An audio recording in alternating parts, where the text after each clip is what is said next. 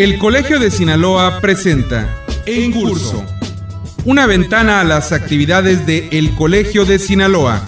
Trabajo, arte, ciencia, investigación, expresión. En Curso. Comenzamos.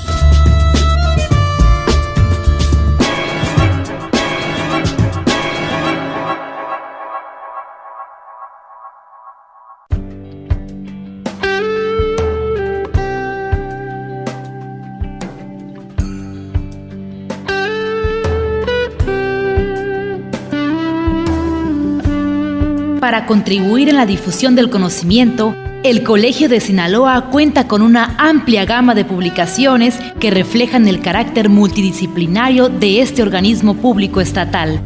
En esta colección sobresalen los libros y discos compactos, producto de sus proyectos de investigación de la serie Atlas, serie Catálogos, así como obras de los miembros colegiados y autores destacados de Sinaloa.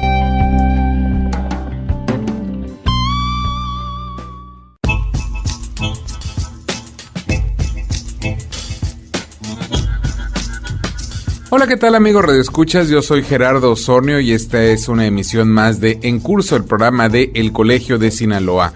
En esta emisión vamos a tener una muy interesante entrevista con la doctora Guadalupe Stone Aguilar, quien nos va a acompañar para platicar de un mal desafortunadamente cada vez más común y también de un libro donde se narran algunas experiencias desde la perspectiva médica y humana también de la doctora Stone Aguilar con esta enfermedad. Me refiero al Alzheimer, una enfermedad que desafortunadamente se ha vuelto más común en los últimos años y las estadísticas señalan también que va en crecimiento. Precisamente la doctora Stone nos va a platicar un poco alrededor de esto y la incidencia tan frecuente ya de este mal que desafortunadamente no se ha detectado con certeza ni el origen, mucho menos la solución. Sin más preámbulo, aquí en Curso, el programa del Colegio de Sinaloa, vamos a escuchar a la doctora Guadalupe Stone Aguilar.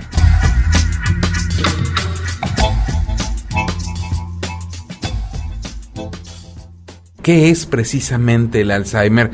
¿Es un mal neurológico, un problema psicológico? ¿De qué se trata? Para que la gente lo tenga bien claro.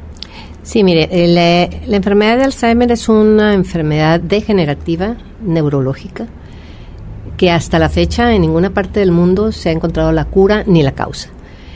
Se ha visto que la enfermedad que está caracterizada básicamente por la pérdida de las capacidades de una persona, generalmente en la edad adulta mayor, se presenta con mayor frecuencia a partir de los 65 años en adelante. Conforme vamos envejeciendo hay más personas con Alzheimer, a tal grado de que se duplica la cantidad a los 85 años aproximadamente. Tiene el 50% de las personas esta enfermedad. ¿Qué es el Alzheimer? El Alzheimer se describió hace 100 años por el doctor Alzheimer, que es su nombre, un médico alemán, que tuvo una paciente con un comportamiento muy extraño, con olvidos, pérdida de la capacidad intelectual, etcétera. Este médico analizó el cerebro de esta mujer y encontró unas lesiones particulares que son las que se encuentran hasta la fecha en los pacientes que presentan esta enfermedad cuando se hace una autopsia, porque nada más ya que la persona muere se puede saber si realmente fue ese tipo de enfermedad como tal. Se conoce como una demencia y es un nombre poco afortunado porque todo el mundo dice palabra demencia está loco. Uh-huh. Y no es eso, la demencia es ocasionada por muchas cosas. La demencia más frecuente es la demencia tipo Alzheimer. Hay otras enfermedades neurológicas y no neurológicas que pueden producir demencia. Pero en el caso de la enfermedad de Alzheimer, va perdiendo la persona, principalmente se da uno cuenta porque empiezan los olvidos de las cosas recientes. A mí me llama mucho la atención con familiares que llevan a su mamá, a su papá o su abuelito. Pues nos está engañando porque no se acuerda si comió y sí se acuerda de lo que pasó hace 50 años en el rancho. Uh-huh. Bueno, la gente tiene que saber que la memoria reciente está en una parte del cerebro y la memoria tardía o remota está en otra parte. Entonces no se afectan al mismo tiempo. Eventualmente podrá perder la memoria de eventos antiguos, pero principalmente no recuerda a la persona, no solamente como nos pasa a muchos de nosotros, dónde dejé las llaves, sino pues para qué sirven las llaves, probablemente. Y es otro tipo de pérdida de memoria, no es tan sencillo como decir, es que se me olvidó, pues, dónde puse los lentes o dónde está mi bolsa. A todos nos pasa eso. No se trata eso de una demencia. La enfermedad de Alzheimer va teniendo, además de olvidos, va teniendo ciertos signos de incapacidad de la persona, por ejemplo, de hacer un cheque o de manejar bien sus finanzas. De repente pagan con un billete de 1,000 pesos y pues están esperando a lo mejor que les den la feria de 10, por ejemplo, ¿no? Son detalles que se va, inclusive la persona que lo está padeciendo se va dando cuenta de que pues algo no está muy bien. Y casi siempre quien manifiesta los problemas del enfermo es un familiar cercano o inclusive un compañero de trabajo, porque pues no checó la tarjeta o la checó a deshoras, o cosas de esa naturaleza. Y entonces podemos hacer una valoración neurológica médica general primero y hay que hacer una serie de estudios más que nada para descartar otras enfermedades que sí son curables. Hay muchas otras que provocan esas pérdidas de memoria, por decirte la depresión, por decirte un problema de tiroides. Hay otras enfermedades que pueden dar ese mismo tipo de síntomas iniciales.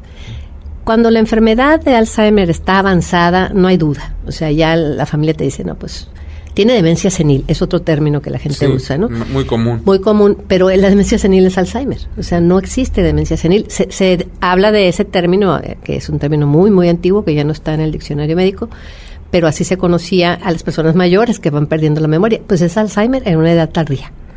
Entonces, el problema no es tanto que la persona generalmente está sana físicamente, no tiene problemas con el colesterol, no tiene azúcar, no tiene la presión alta, no tiene nada, simple y llanamente va perdiendo esa capacidad. Entonces, el problema viene siendo, sobre todo en la segunda fase de la enfermedad. En la primera fase, el problema es que la gente no lo acepte y no trabaje en esa persona, que es mucho lo que estamos ofreciendo en este libro. Opciones para estimular, para hacer una neuroestimulación positiva de esta persona que va teniendo ese tipo de deterioro. No dejarlo así, pues no, porque les da pena, porque qué van a decir o por lo que sea, no llevarlo al médico en su momento preciso. Entonces aquí lo importante es hacer un diagnóstico precoz, aunque la enfermedad en sí no tiene una solución médica adecuada, o sea, en el sentido de cura o de reversión de los síntomas, sí podemos trabajar o retrasar el deterioro, algunos años inclusive con algunos medicamentos, pero también con estimulación y con atención de la familia. Hay personas mayores que van cayendo en un estado depresivo que probablemente los vaya a conducir a una enfermedad de Alzheimer y pues simplemente decimos, no, pues está triste, pues no quiere, ahí está. Bueno, hay que ver la manera de sacarlos adelante, de que tengan una valoración inclusive psiquiátrica, en fin. Hay mucha tela de dónde cortar en el sentido de hacer, sobre todo al principio de la enfermedad.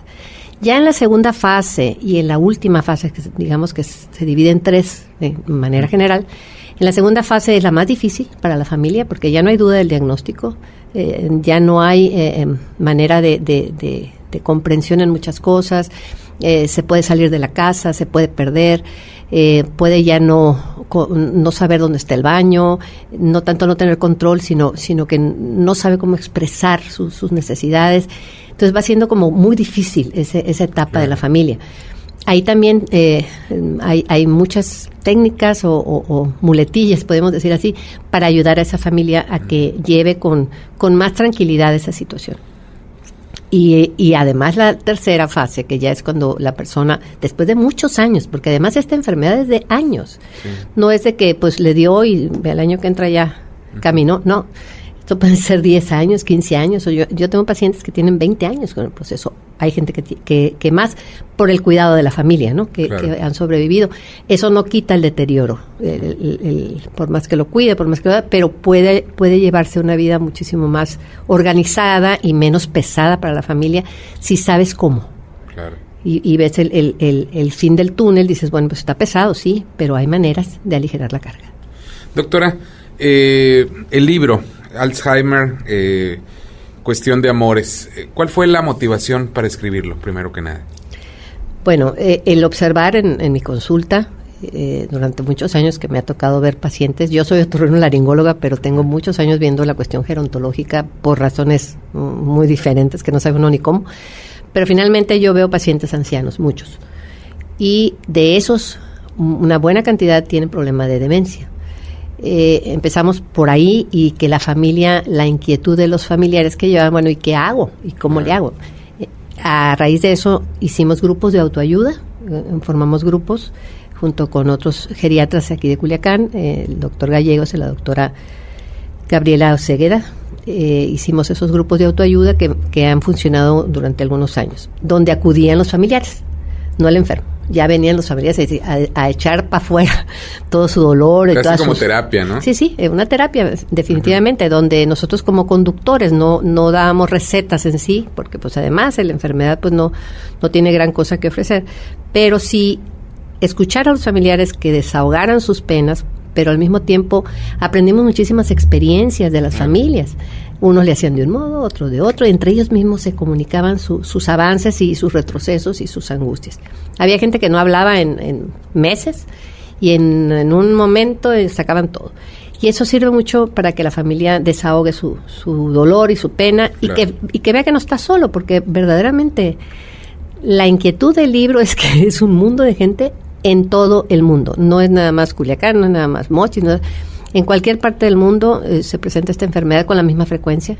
No respeta sexo ni condiciones sociales, si seas rico, si seas pobre, si seas chaparro o flaco o gordo, ¿no? Y además hay otras demencias que sí son curables, que sí son por lo menos prevenibles, sobre todo la demencia vascular, que vendría siendo la segunda causa, que se produce las personas que son hipertensas y diabéticas. Habiendo mucha hipertensión y diabetes en México, nuestra frecuencia de demencia vascular también es grande.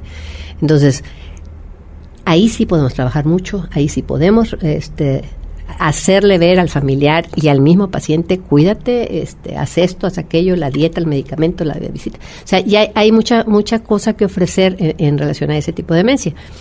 Pero finalmente lo más pesado para todos los que tienen demencia, en la etapa que sea, es el no conocer cómo evoluciona la enfermedad.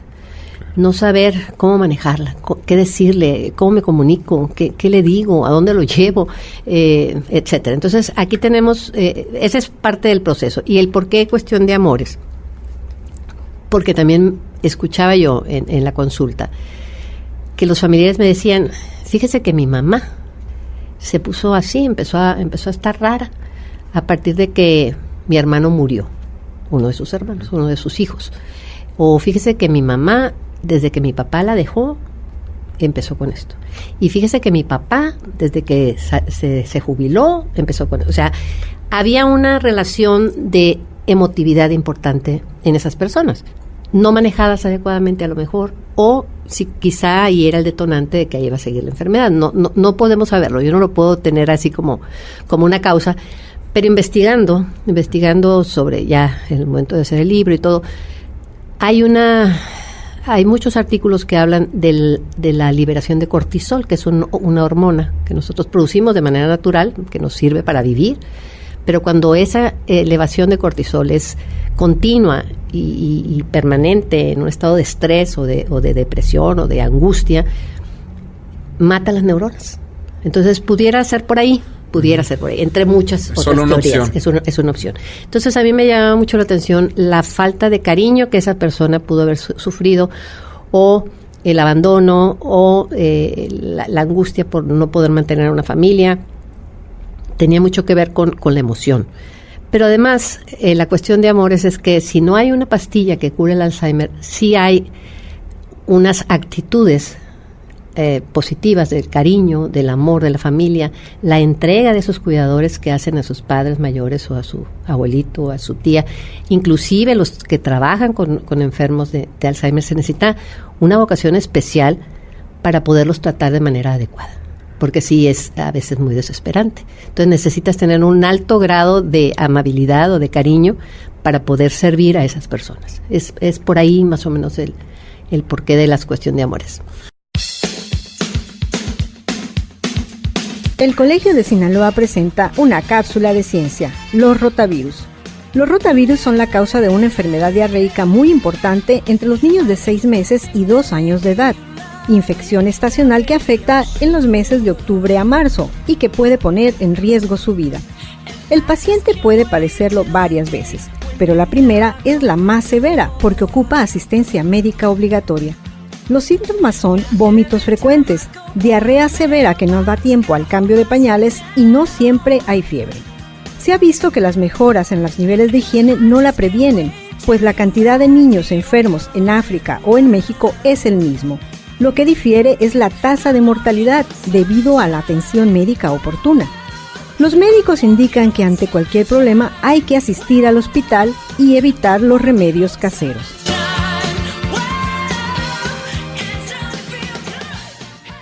Este programa es apoyado por el Consejo Nacional de Ciencia y Tecnología.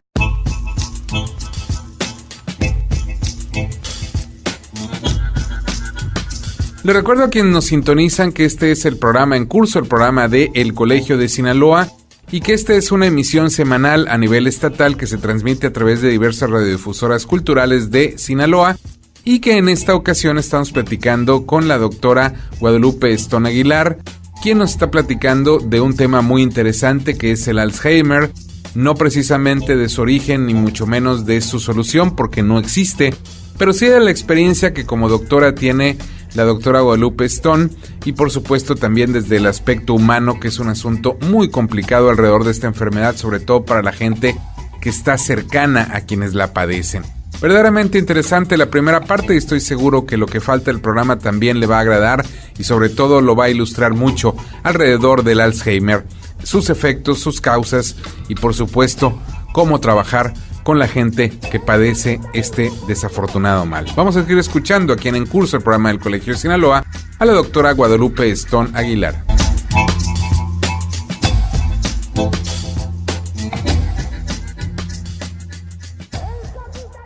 Doctora, al principio de la entrevista usted mencionaba que hay 3 fases básicamente de la enfermedad y que en la primera hay de alguna manera algún tipo de actividades que se pueden realizar con las personas cercanas a quien sufre este problema para ir estimulando de alguna manera, pues si no deteniendo la enfermedad, sí haciendo que sea menos compleja, por lo menos en su primera fase.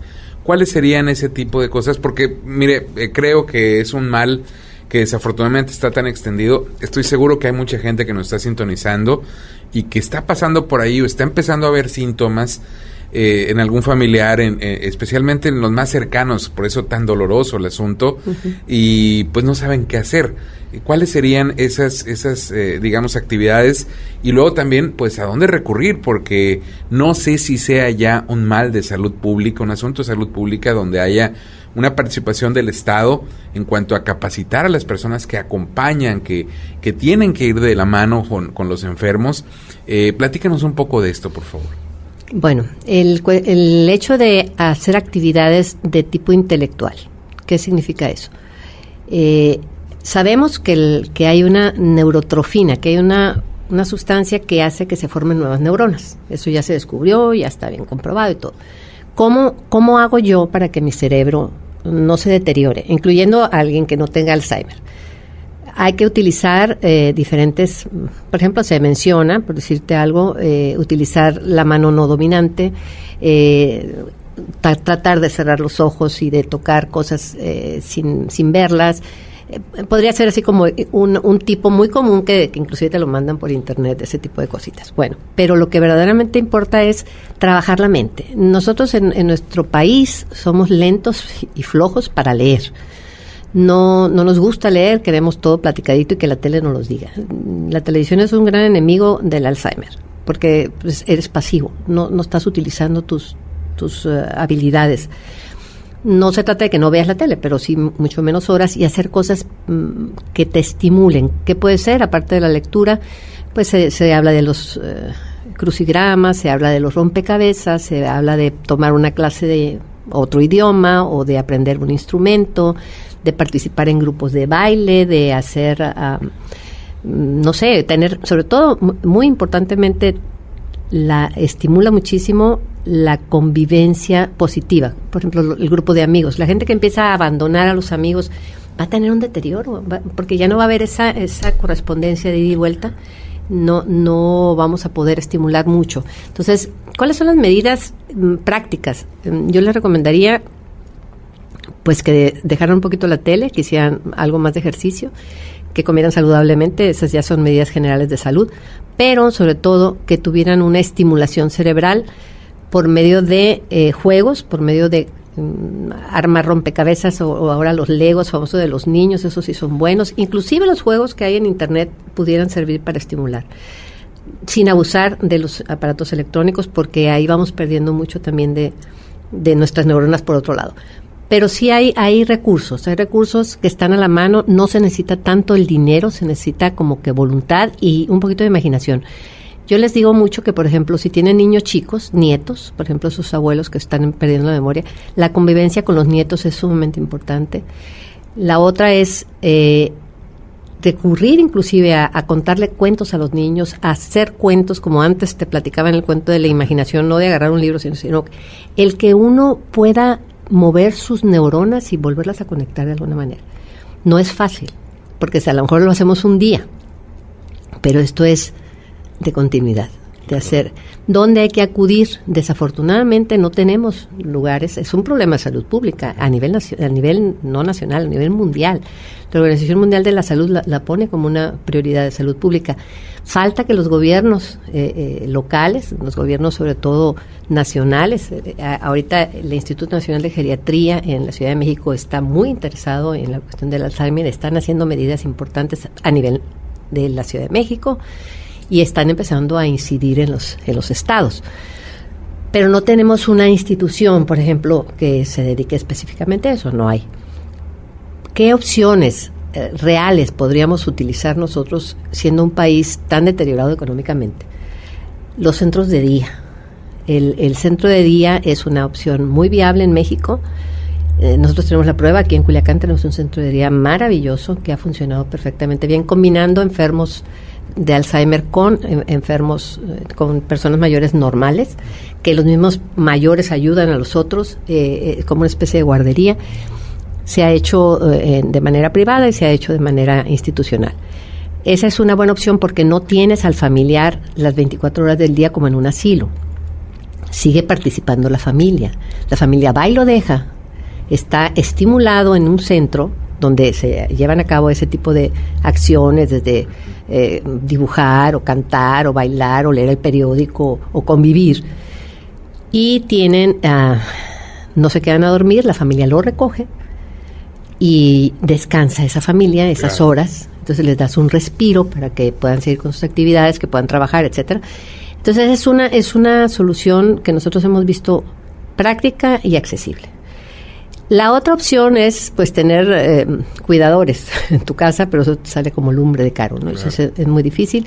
Y la otra sería la institucionalización, que es llevar a nuestro familiar a un asilo donde ahí lo dejamos y lo depositamos.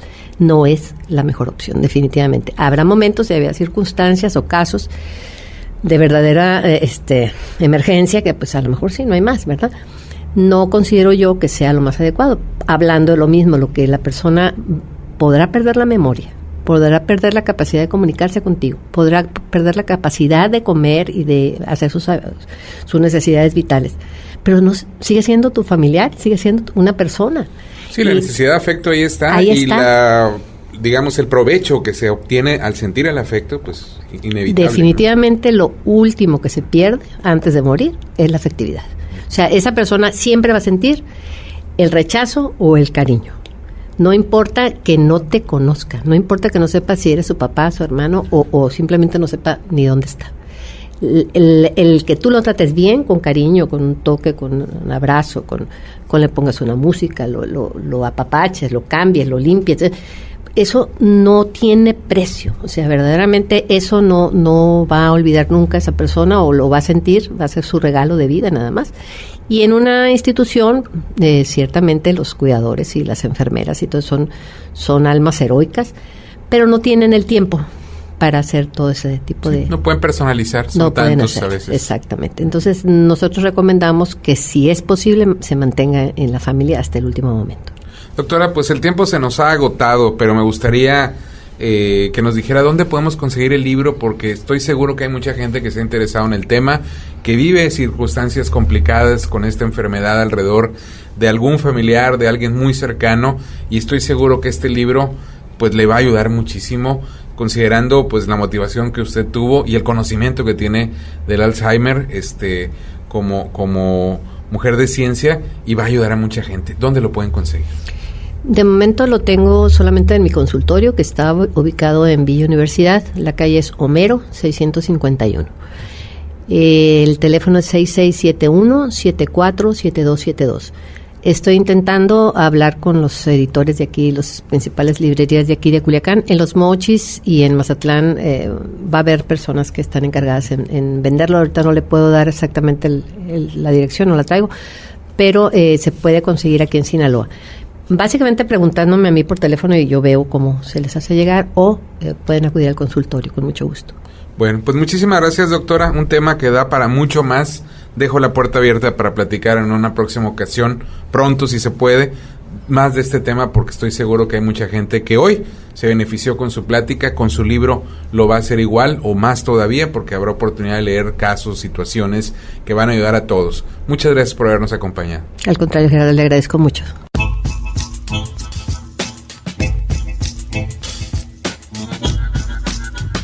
Estamos a punto de concluir. Les recuerdo, para quienes nos acaban de sintonizar o aún lo hayan hecho desde el principio del programa, que escuchamos una entrevista con la doctora Guadalupe Stone Aguilar, quien nos platicó de el Alzheimer y algunas de las cosas que rodean a esta enfermedad, también un poco acerca de su libro con el mismo tema, Alzheimer, Cuestión de Amores, un libro que ya señaló la doctora, pues está en proceso de encontrar una editorial grande que lo pueda distribuir de una mayor manera, pero por lo pronto en el consultorio de la doctora Guadalupe Stone Aguilar usted lo puede conseguir o acercarse a ella para platicar de este mal si alguien en su familia lo está padeciendo. Nos vamos a despedir, le queremos agradecer su atención a esta emisión, invitarlo para que siga en compañía de esta emisora, pero también para que se sume a las diversas actividades de El Colegio de Sinaloa.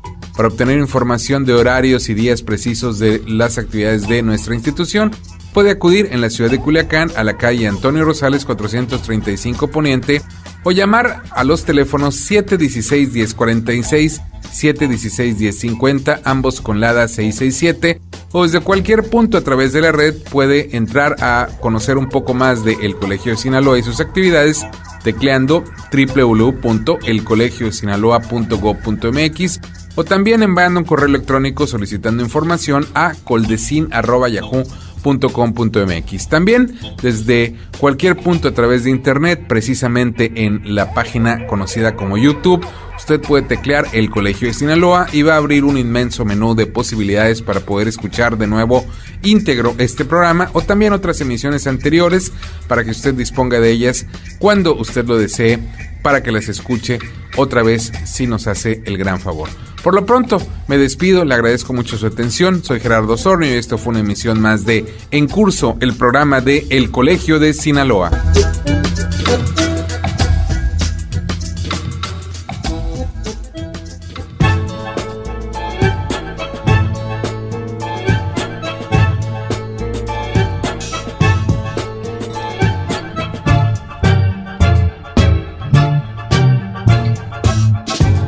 Este fue En Curso, una ventana a las actividades de El Colegio de Sinaloa.